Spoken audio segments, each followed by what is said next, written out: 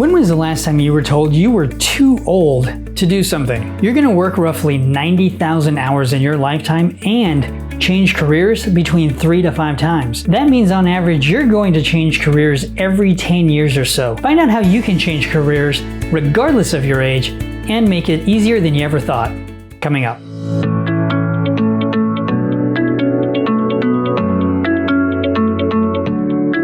Hey, I'm Sam with Systems of Impact, your place for growth mind millennials looking for their dream 6-figure careers. Make sure to hit that subscribe button and that bell notification so you don't miss out on any career advice as it's uploaded. The method I'm about to walk you through has really helped me go through several different career pivots.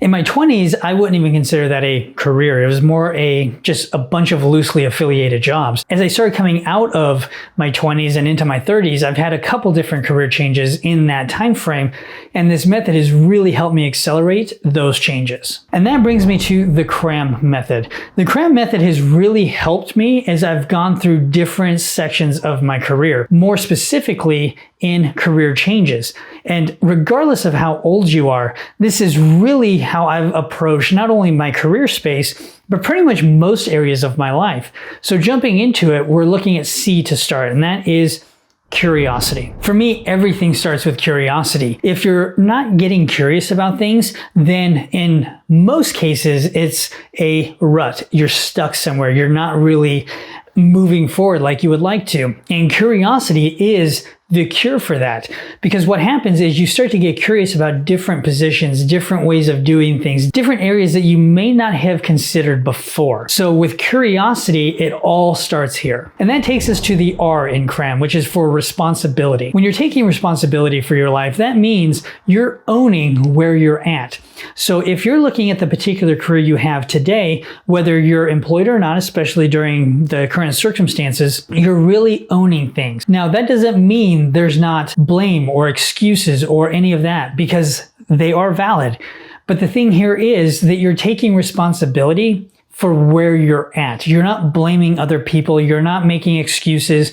You're owning where things are. And what this does is it really allows you to free yourself in a lot of ways, to say, okay, I'm in this particular job right now, or I'm unemployed currently, and that's the reality of it. Doesn't make it good, bad, or indifferent, but that's what is. And you own that. And so this allows you to start moving forward. And that brings us to the first A in Cram, and that is ambition. When you have ambition, that means in a lot of cases, you have drive towards something. It's propelling you forward.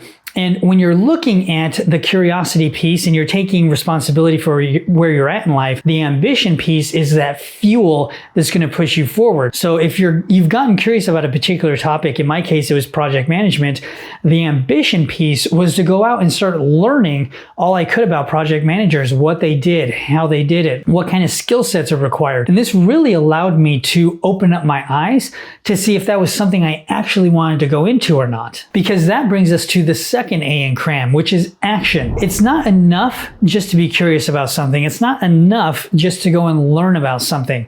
You have to take action. So when you have identified something that you want to take from curiosity and you want to move it into that interest piece, then you start to take a lot of that action. You go and you learn that particular skill set. You get that certification. If it's something that requires you to go back to school, you go and you go do that. The key here is once you've identified that thing, that ambition piece is going to propel you forward to take the action, to learn it, to then start doing it. And that is the biggest piece out of the Cram Method, is that action part. And that brings us to M in Cram, which is mastery. Mastery isn't necessarily something that you're going to look at right off the bat.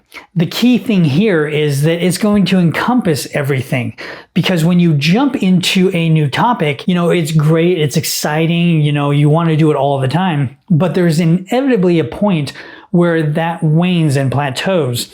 And when you're thinking in terms of mastery, this is what's going to push you forward. It's that ambition piece again that's going to propel you forward. And so when you're thinking of mastery, you're really digging into, how can I get better? How can I do this? It's thinking more longer term and developing the skill set to master it. So if you're thinking in terms of Malcolm Gladwell, he was the one that came up with the 10,000 hour rule. If you're thinking, if I am going to do project management for 10,000 hours, okay, great. That's what it's going to take to master this particular skill.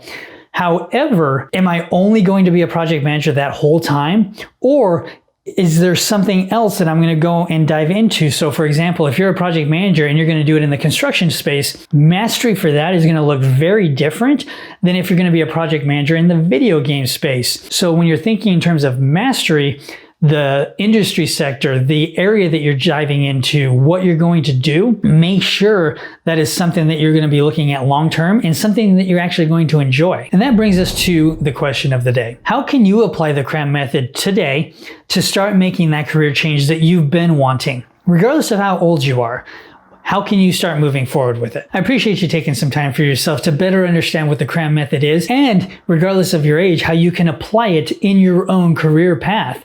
If you have any questions, make sure to leave those in the comments below, and I look forward to your success.